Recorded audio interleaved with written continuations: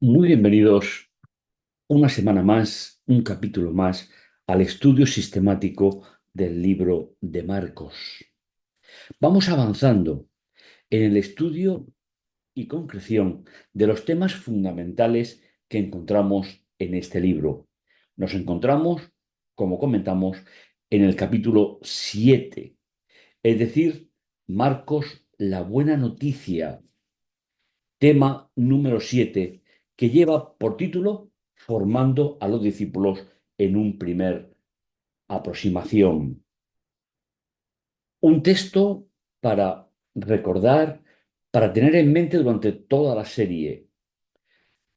Marcos, capítulo 8, versículo 34, será el que concretamente nos va a centrar en el tema de hoy. Y llamando a la gente que se reuniera con sus discípulos, les dijo: el que quiera venir conmigo, que se niegue a sí mismo, cargue su cruz y entonces me siga. Pero vamos a contextualizar este versículo porque hay algo que es importante para la sección de hoy que comenzamos, y es precisamente que el libro de Marcos, en los capítulos del 8 al 10, cambia el sentido de todo lo que Jesús ha estado explicando hasta ahora. Nos encontramos en la quinta sección del libro. Marcos relatará episodios donde Jesús actúa como maestro con sus discípulos. Finalmente, hemos dicho ya en la serie que el que hubiese discípulos siempre implicaba que había un maestro. Era algo corriente en la época, tanto en el mundo judío como en ciertos círculos griegos paganos. Y Jesús continúa con esta práctica, dando importancia, sobre todo, a la preparación de los discípulos para el anuncio del reino de Dios, el tema fundamental que estamos hablando en todo el libro de Marcos. Porque finalmente, algo dirigido o un texto dirigido a romanos, que son quien manda, quien ordena la política, la sociedad en la época, y los seguidores de Jesús se encontraban dentro de esa cosmovisión, hablar de un reino con fuerza como la solución al pueblo de Dios definitiva era algo trascendente para los lectores del libro de Marcos. La sección que va del 8 al 10 está enmarcada por dos obras portentosas de Jesús sanando a dos enfermos de ceguera. Y en el centro vamos a encontrar una serie de instrucciones, reflexiones importantes de parte de Jesús. Domina toda esta parte la proximidad de la Pascua del año 31, cuando Jesús fue crucificado. Y se va a mencionar tres momentos importantes. Jesús, 8:31, comenzó a enseñarles que el Hijo del Ser humano debía sufrir y ser reprobado por los ancianos, sacerdotes, escribas, que le matarían y que resucitaría al tercer día. Aquí aparentemente hay algunas inconcreciones que Marcos posiblemente no le dé importancia. Es verdad que reprobado por ancianos, sacerdotes y escribas es lo que ocurrió, pero no lo mataron ellos. Y añadiendo a lo que hemos estado diciendo hasta ahora, en realidad ni los romanos mataron a Jesús. Los romanos hirieron a Jesús. Es decir, ancianos, sumos sacerdotes y escribas lo prepararon todo, pero como Jesús era judío, no lo podían matar. Se lo entregaron a los romanos. Y los romanos, por sedición, finalmente fue la acusación contra Jesús, porque se hacía el rey de los judíos. Jesús fue colgado sobre una cruz, pero su muerte rápida, en escasamente una hora, hora y media, hizo imposible que la cruz lo matara. Lo hemos comentado en anteriores. Pero simplemente Jesús lo ratifica, Marcos lo da en sentido general como siempre, pequeñas noticias, pequeños enunciados que da la capacidad de entender lo que él está diciendo, pero que no quedaría en la tumba. Este es uno de los primeros tres anuncios importantes que Jesús va a dar en esta sección. El segundo es: el Hijo del Hombre será entregado en manos de los hombres, lo matarán, mas a los 3 días de haber muerto resucitará. 9:31.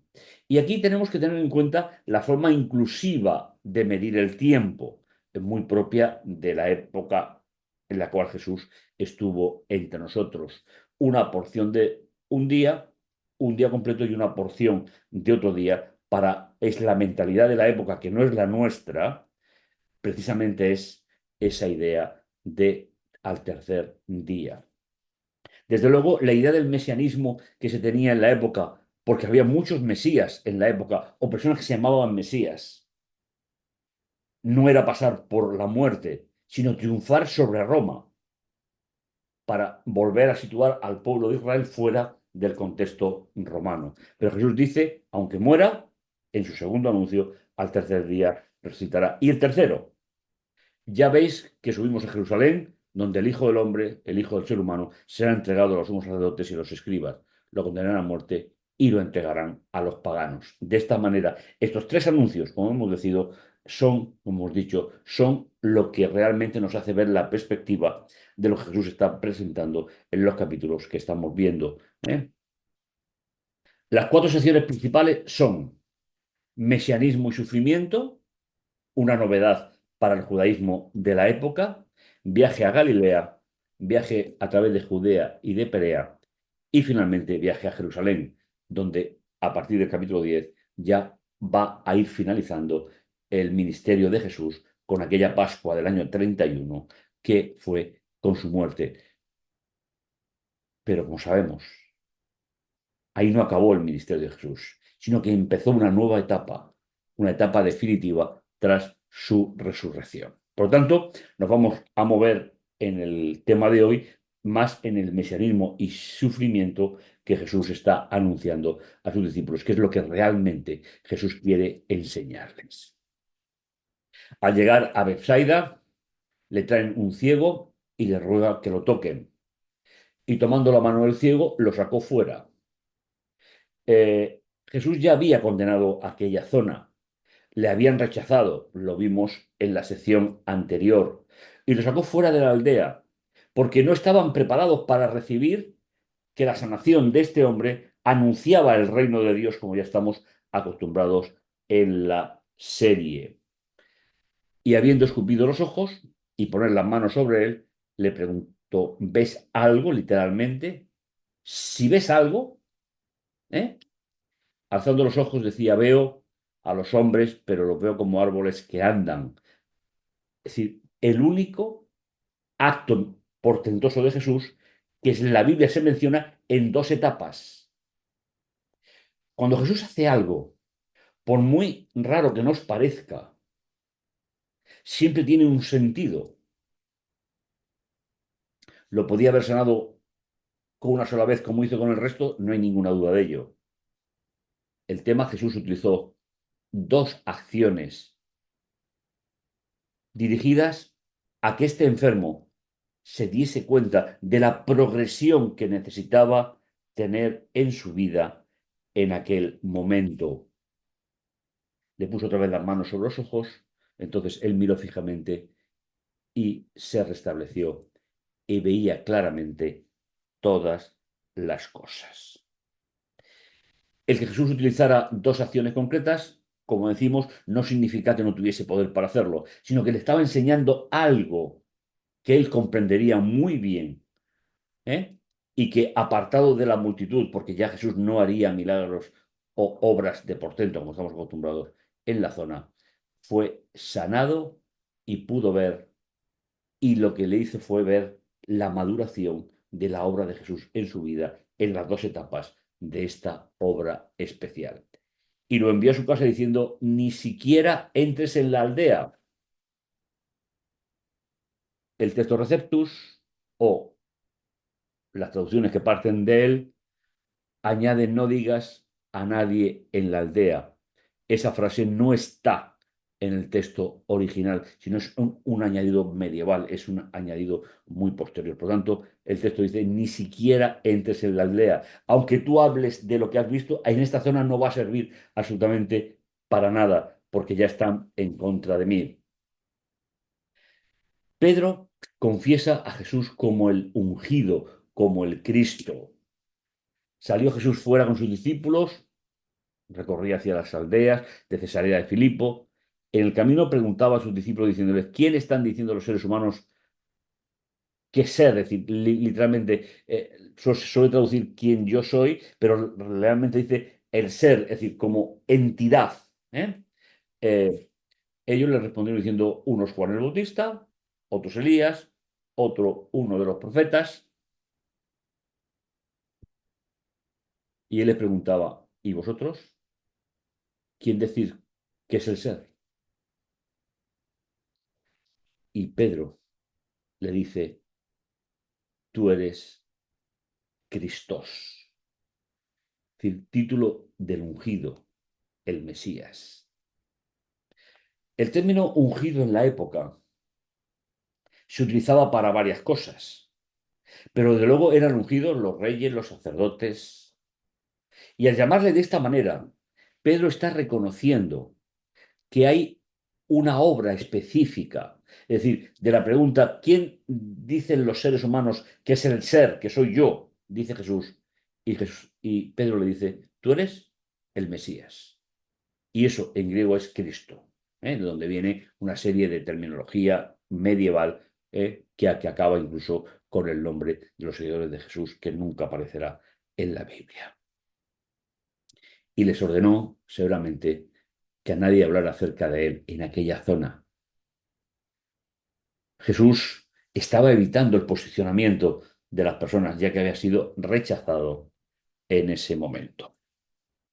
Jesús anuncia su muerte y su resurrección, el gran tema del capítulo de hoy.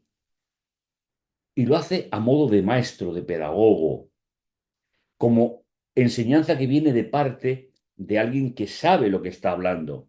El Hijo del Ser humano debe padecer muchas cosas y ser tenido como indigno por los ancianos, los principales sacerdotes, los escribas, y ser ejecutado, aunque luego resucitará.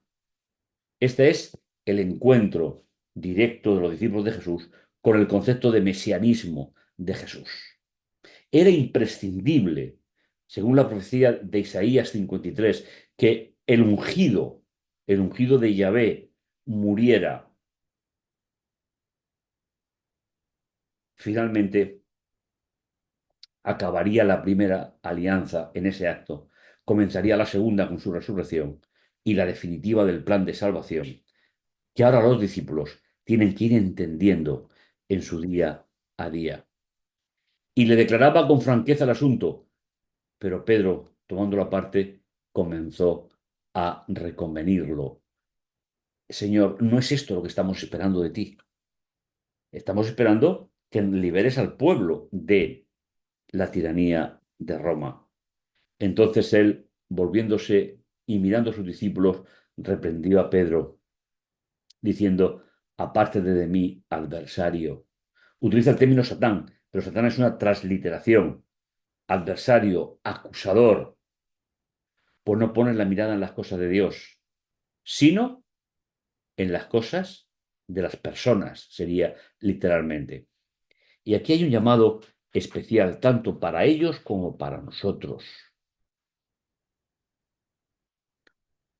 El mesianismo de Jesús se vence y hace su función extraordinaria y primera, pasando por el sepulcro. Pero no para que hubiese un muerto más. Resucitó al tercer día, pero no para que hubiese un resucitado más, sino como la esencia del reino de Dios. Es decir, Pedro, no te opongas a lo que estoy diciendo. El concepto de mesianismo que os han enseñado, de ungimiento, no es el correcto. No soy, dice Jesús de forma indirecta, no soy un instigador contra el imperio romano. Jesús conocía muy bien las profecías de Daniel. Estaban en los pies de hierro, o estaban, mejor dicho, en las piernas. Aún faltaba los pies de hierro y de barro. Aún quedaba mucha profecía. Por tanto, Pedro tenía que reconocer. Hablaba en nombre de los discípulos, y también en nombre de Él.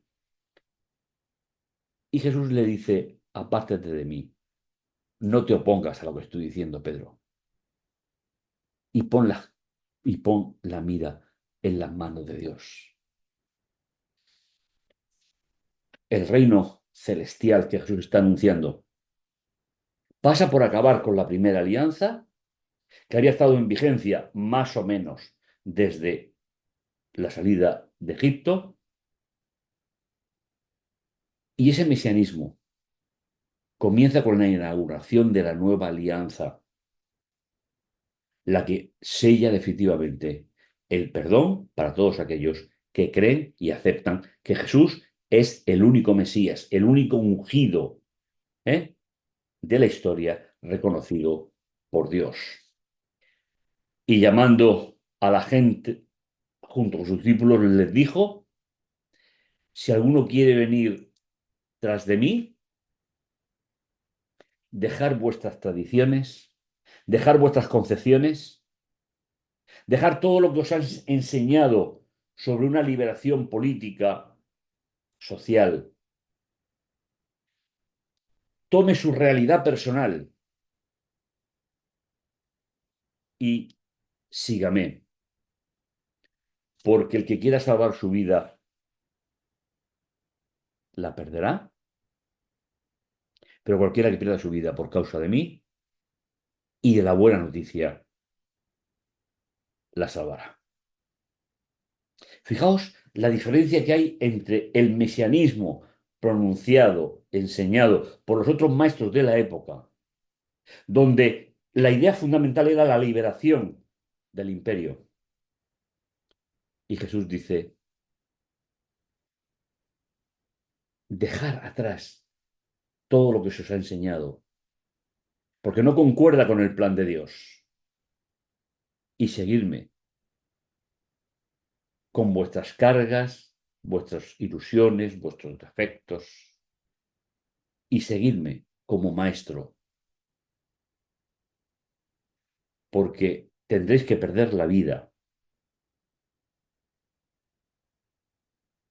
por causa de mí. Y le habla a las personas que están presenciando y que serán perseguidas y ejecutadas, aunque no tenemos todos esos datos directamente en la Biblia,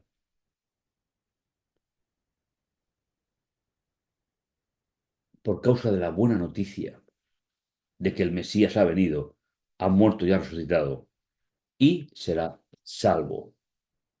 Porque ¿qué aprovecha al ser humano ganar todo el mundo y perder su vida?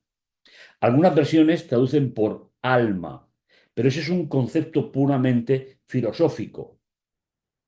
El concepto de alma, como nos ha llegado a nosotros, no es bíblico, es filosófico, es medieval. Por eso, aunque casi todos los diccionarios traducen el término sujet por alma, la Biblia nos enseña desde Génesis que somos un alma viviente, que somos seres vivos. Por eso dice, ¿qué aprovecha al ser humano ganar todo lo que se propone en el mundo y perder su vida? La esencia del reino que Jesús está presentando. Pues, ¿qué dará el ser humano por su vida? Porque el que se abochorne, el que se avergüence de mí y de mi persona, ya que mis palabras, el término es logos, que no habla del contenido, sino del el ser que dice esas palabras, en este caso es el logos, es decir, la segunda persona encarnada. En esta generación adúltera y pecadora, también el Hijo del Hombre se avergonzará de él cuando venga en la gloria de su Padre con los santos ángeles. Esconderá sus rostros sobre ellos. Sería una idea que podía fundamentar perfectamente el sentido de lo que estamos analizando. Porque el que se avergüence, abochorne de mí y de mi personalidad y mi ser, también ¿Eh? ¿Veis el paralelismo que hay en este versículo sobre la palabra avergonzar? Si tú no te avergüenzas de Jesús y de la persona divina que, de la cual procedía y era, por pertenecer parte en esa generación tan particular, si te avergüenzas, Jesús esconderá su rostro de ti cuando vuelva. Pero si no te avergüenzas, el rostro de Jesús será una realidad para tu vida en ese reino finalmente llegado e inaugurado por su segunda venida. También les dijo, de cierto, os digo, que hay algunos de los que están aquí, o los que han estado aquí, sería literalmente, que de ningún modo gustarán la muerte, hasta que hayan visto el reino de Dios venido ya con poder.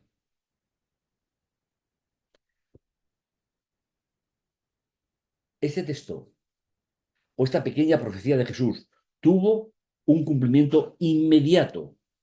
No era una profecía de largo tiempo, sino era una profecía que vivirían algunos de ellos. ¿Eh? Por eso Jesús dice, algunos de los que han estado aquí no pasaría su vida sin ver la realidad del reino de Dios como una anticipación de esa realidad que vendrá en un momento. 6 días después, Jesús tomó consigo a Pedro, a Jacobo, Santiago y a Juan, y lo llevó a solas aparte a un monte, y fue transformado. Es decir, literalmente dice cambiar de forma, transformarse delante de ellos. Este es el cumplimiento, 6 días después del versículo anterior.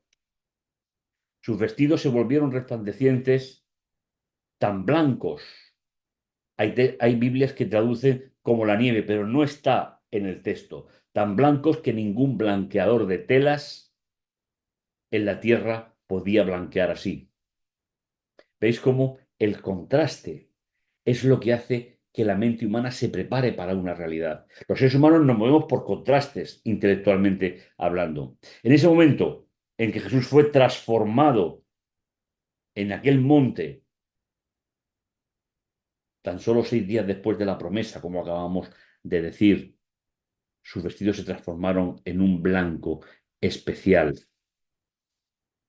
Se apareció Elías con Moisés y estaban hablando con Jesús. Nosotros sabemos por la Biblia que Elías y Moisés no terminaron su vida en un entierro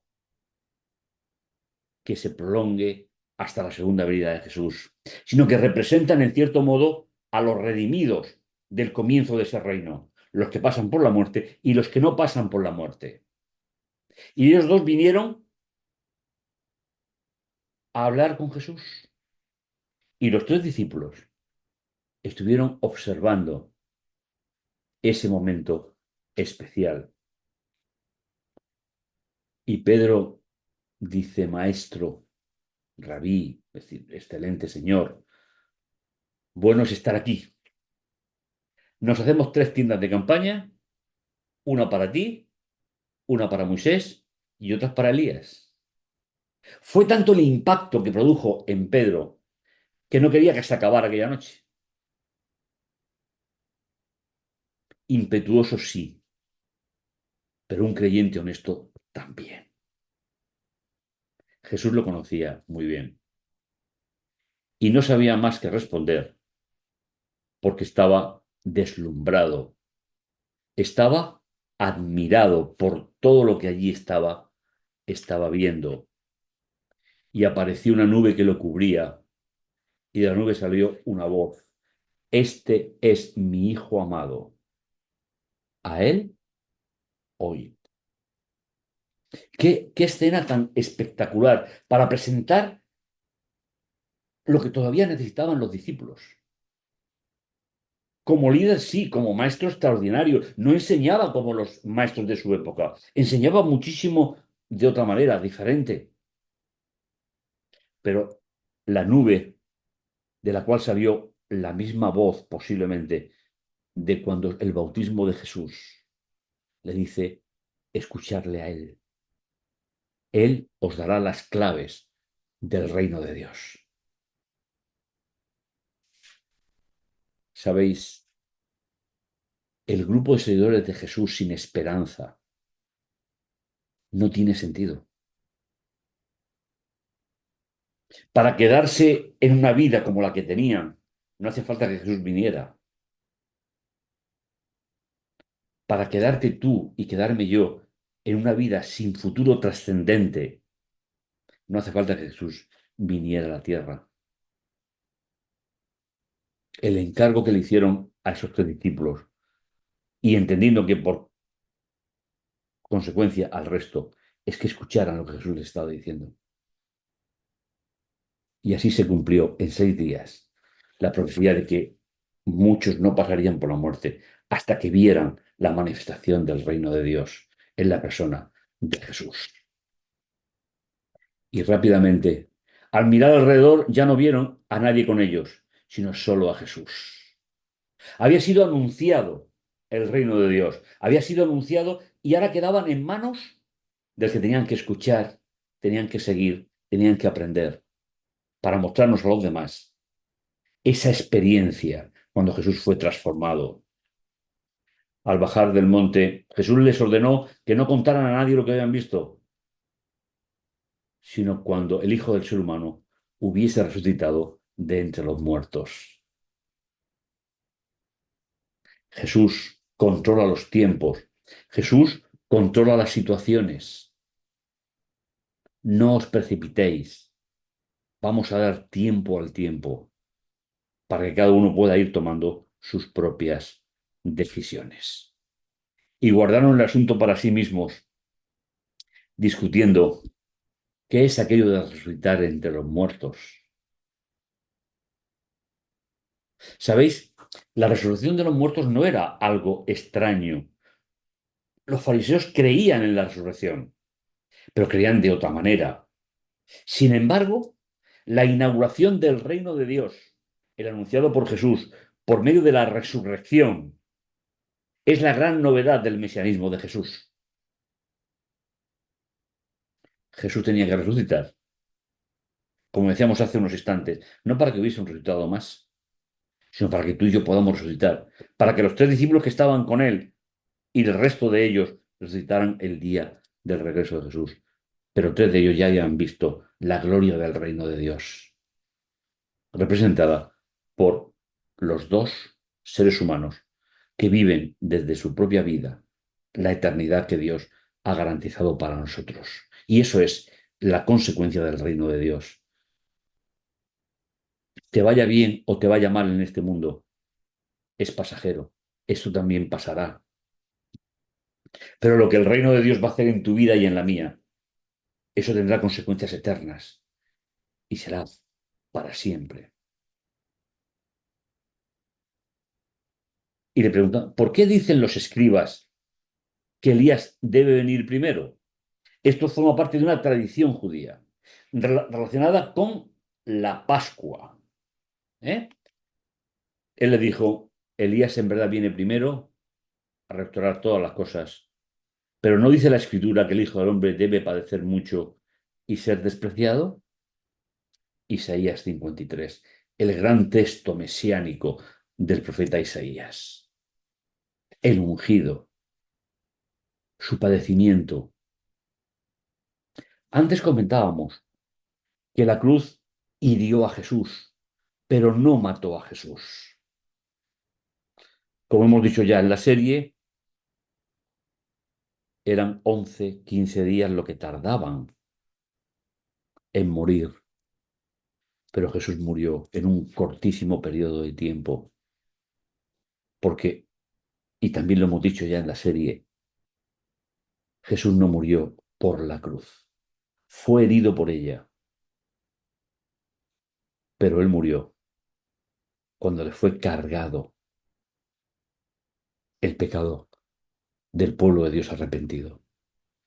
para transportarlo al santuario celestial. Recordar que la Escritura dice, le dijo a ellos, la Escritura dice que tendrá que padecer mucho y ser despreciado. Isaías 53. El rostro desfigurado, maltratado por nuestros pecados, por nuestras culpas. La función de Jesús es transportar el pecado del creyente arrepentido al santuario celestial. Y recuerda, si el pecado está en el santuario, tú no eres pecador y nadie te pedirá responsabilidades sobre ese pecado, porque ha sido transportado. Finalmente, el concepto de perdón de pecado es el transporte del creyente hasta el santuario. Finalmente será transportado dentro del santuario y saldrá para su destino final. Pero una vez que tú tienes el perdón de tu pecado, ya nunca más se volverá a pedir explicaciones por ese error en tu vida. El pecado confesado es un error. El pecado no confesado es pecado definitivo. Y Jesús lo va a explicar muy bien. Pues os digo que Elías ya vino e hicieron con él cuanto quisieron, según está escrito en él. Pero la tradición decía, seguía diciendo que volvería otra vez, cuestión que no está claro que pueda volver a suceder en este episodio de Jesús. Jesús predice de nuevo, por segunda vez, su muerte y su resurrección. Veis que es el centro de esta sección. Saliendo de allí, deambulaba por Galilea, pero no quería que nadie lo supiera. Jesús quería agotar los tiempos. Había que llegar a la mitad de la semana de Daniel 9, las 70, la última de las semanas. Porque enseñaba a sus discípulos y les decía, el Hijo del Ser Humano será entregado a traición en manos de seres humanos y lo matarán, pero después de muerto a los 3 días será levantado. Es uno de los 3 textos que hemos leído como el resumen de toda esta sección. La repetición de este concepto en un contexto tan corto indica que era una de las cosas que los discípulos tenían que comprender todavía para entender el reino de Dios. Pero ellos no entendían lo dicho, pero tenían dificultad para seguir preguntándole. Y llegaron a Cafarnaúm y estando en la casa, le preguntaba, ¿qué discutíais por el camino? Jesús se percató, desde el punto de vista de su humanidad, se percató de cómo estaban encajando los discípulos el anuncio. Sabéis, nosotros estamos muy acostumbrados, hace más de 2000 años que ocurrió todo esto, y nuestra forma de relacionarnos con Dios pasa precisamente por ese concepto, por la muerte y resurrección de Jesús. Pero el mesianismo de la época, desde la época de los macabeos, 2 siglos antes de Jesús, era el triunfo sobre Roma, el triunfo sobre la esclavitud. Pero Jesús lo va a situar al final del tiempo. Primero tendría que acabar el tiempo profético, que según Daniel 8 terminaría en el año 1844, y continuaría en el tiempo de la soberanía de Dios hasta la segunda venida. Jesús les pregunta, ¿qué discutís por el camino? Ellos callaban, porque en el camino discutían acerca de quién era el mayor. ¿Veis? Todavía tenían esa sensación de un reino con privilegios y clases. Aún no se habían despojado de la cruz de la cual Jesús les había hablado de forma figurada unos versículos anteriores. Todavía se seguían pensando quién era el primer ministro o quién sería el jefe de gobierno en ese reino mesiánico. Y después de sentarse, llamó a los 12, le dice, si alguno quiere ser el primero en ese reino nuevo, será el último y el servidor de todos. Novedad también para la época, para el concepto de la época. Y tomando un niño, Jesús ahora va a presentar su argumentación a través de una parábola viviente, una parábola real. Lo puso en medio y tomándolo en brazos les dijo, cualquiera que en mi nombre reciba a uno de estos pequeños, a mí me recibe. Y cualquiera que me recibe, no me recibe a mí, sino al que me envió. Fijaos en el versículo 37, esa parábola tan especial. Recibir a Jesús como Mesías es recibir el reino de Dios preparado para nosotros. Y recibir a quien reina en ese reino, al que envió a Jesús. Por eso Jesús les dirá, el que no es contra nosotros, por nosotros es. Y Juan le dijo, maestro, hemos visto a uno echando demonios en tu nombre y se lo hemos prohibido, pues no andaba con nosotros. ¿Veis cómo Marcos estructura su evangelio con grandes enseñanzas de Jesús sobre el reino y una siguiente escena donde nos sitúa en las inquietudes de los discípulos? Tal vez alguna inquietud de estas pueda ser la tuya, pueda ser la mía. Y la pregunta es muy fácil, pero tal vez muy difícil de responder. ¿Qué me falta en mi vida para comprender la majestuosidad del reino de Dios que me espera si realmente acepto a Jesús como Mesías? El proceso de enseñanza de los discípulos estaba calculado para ellos, para sus necesidades. Desde el momento que Jesús fue transformado, donde hubo una declaración de que era el Hijo de Dios, hasta cuál es la vida que tú dedicas, el espacio, el tiempo que dedicas a ese proyecto de Dios. Pero Jesús lo dijo, no lo prohibáis, porque no hay nadie que hará un poder en mi nombre y podrá enseguida hablar mal de mí. Si habla mal de mí, no viene de mí. Qué resolución tan práctica la de Jesús. A veces los seres humanos nos precipitamos y sin embargo lo que necesitamos es dejar que la obra del Espíritu trabaje en nuestra vida para que realmente hablemos de parte de Dios. Porque no está contra nosotros, está a nuestro favor. Cualquiera que os dé beber un vaso de agua, porque sois del Mesías. De cierto os digo que de ningún modo perderá su recompensa. ¿Veis la forma que tiene Jesús de formarlos, de prepararlos? Esa es la misma forma que tiene preparada para ti y para mí. Quien no está conmigo, está contra mí. Y no os preocupéis, no te preocupes. El tiempo pondrá a cada uno en su sitio. El que haga algo porque cree en mí, aceptarlo.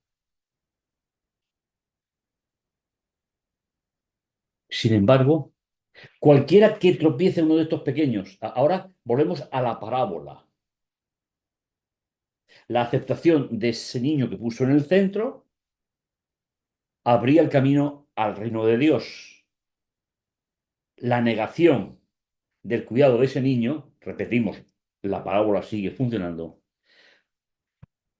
mejor fuera que se colgara al cuello una piedra de molino, la gran piedra que el giro de ese animal hacía moler el trigo o incluso el aceite, ¿eh? Y lo echara al mar. Y si hay algo en tu vida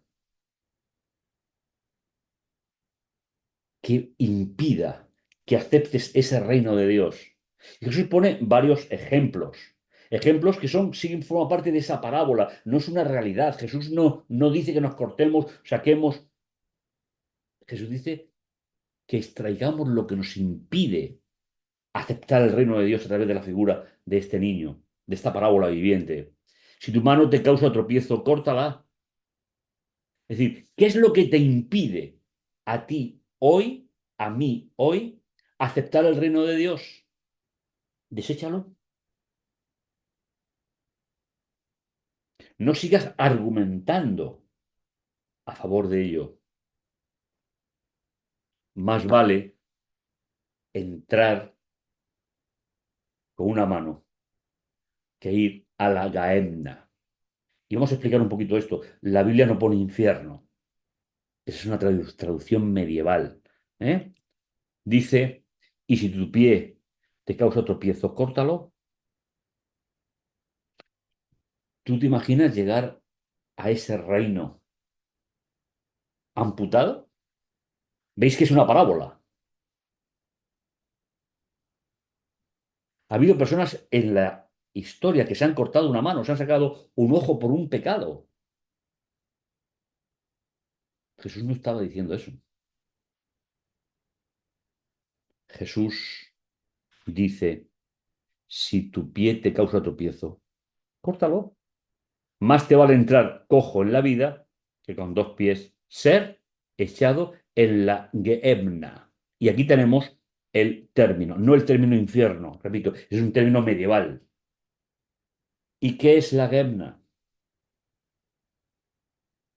Era un lugar en la época del pueblo de Israel, en un valle donde se sacrificaban los ídolos, los niños, las personas a los dioses paganos. Fue una época realmente negra de la historia de Israel, hasta que vino la gran reforma.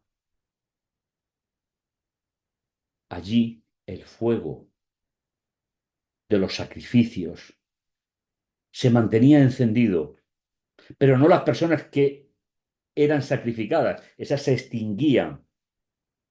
Israel conocía muy bien esa idea. Es la tradición la que nos ha hecho perder de vista esa idea tan importante. El texto bíblico no dice en el infierno, ese es un concepto que es extraño a la Biblia. Pone en griego Gehenna, el valle de Hinnom, un barranco al sur de Jerusalén, donde en la época más pagana de Israel, en la época de los profetas, sacrificaban a seres humanos a los dioses paganos.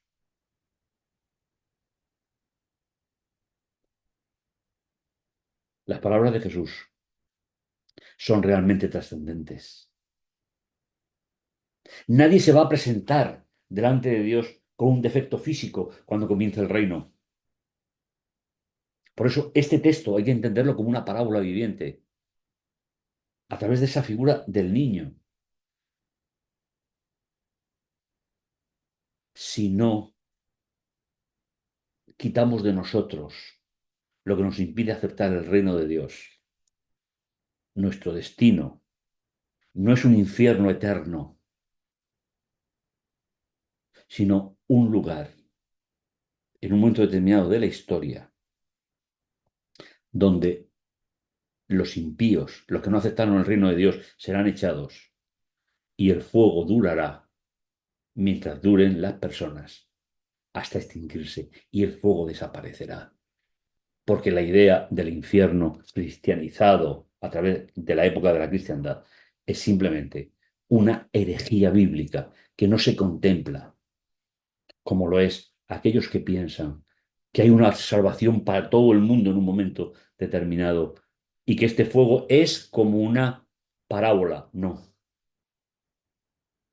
La parábola es lo que Jesús está utilizando para decir que más vale que erradiques de ti lo que te impide aceptar el reino de Dios para no participar de ese fuego que estará encendido mientras viva o haya existencia corporal, física o mental de los seres humanos que rechazaron a Dios. Por eso el término Gehenna, que tenéis ahí, que es la traducción griega del valle de Hinnom, como decíamos, ese lugar patético donde Israel, olvidándose del plan de salvación de Dios, hacía sacrificios a las divinidades paganas. Una parábola preciosa de la propia historia de Israel. Si tu ojo, sácalo, porque es mejor llegar sin un ojo que ser echado en la Gehenna. Ahora ya ponemos el término ahí. Donde el fuego no se extingue mientras haya sacrificio que se haga o se hacía como entonces. Porque todos pagados por fuego, buena es la sal, pero si la sal se vuelve insípida, ¿con qué se sazonará? Tened sal en vosotros mismos y estar en paz los unos con los otros. Jesús termina esta sección con esta parábola preciosa. El reino de los cielos es para aquellos que saben llevar sus problemas hasta el Padre, a través de Jesús. No te sientas mal por tener que confesar un pecado. Ya sabéis que para Dios no hay pecado ni grave ni pequeño, simplemente hay ruptura de relaciones, o con Dios o conmigo mismo o con los demás. Esfuérzate porque eso sea llevado a los pies de Jesús cada día.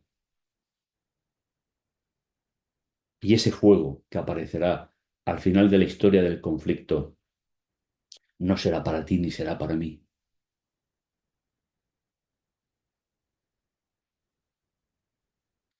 Será un momento de regocijo para el pueblo de Dios, para los que hemos aceptado ese reino mesiánico que Jesús anunció, porque hemos aceptado que es el Hijo de Dios durante la encarnación, hemos aceptado que es Dios por toda la eternidad, antes y después de la encarnación, y que es el verdadero protagonista del reino de los cielos, que nos espera a todos los que amamos su venida. No olvides que el Señor te bendiga, que el Señor te guarde, y nos encontramos en el siguiente tema, el número 8.